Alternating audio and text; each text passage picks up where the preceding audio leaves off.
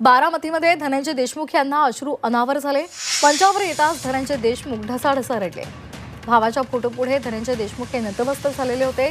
देशमुख हत्येच्या निषेधार्थ आज बारामतीमध्ये मोर्चा काढण्यात आलेला होता आणि यावेळी मंचावर येताच भावाचा फोटो पाहून धनंजय देशमुख यांना अश्रू अनावर झाले। ते ढसाढसा रडू लागले। बारामतीमध्ये आज आक्रोश मोर्चाचं आयोजन करण्यात आलेलं होतं आणि त्यावेळेला धनंजय देशमुख अत्यंत भावुक झाल्याचं पाहायला मिळालं।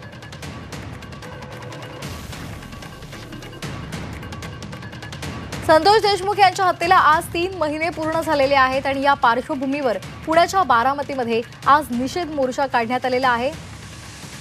आपल्या बंधूंच्या प्रती जमा झालेल्या हजारोंची गर्दी पाहून संतोष देशमुख यांचे बंधू धनंजय देशमुखांना मंचावरच अश्रू अनावर झाले। कार्यक्रम संपला त्यावेळी उपस्थिती पाहून त्यांना अश्रू अनावर झाले आणि ते मंचावरच ढसाढसा रडले।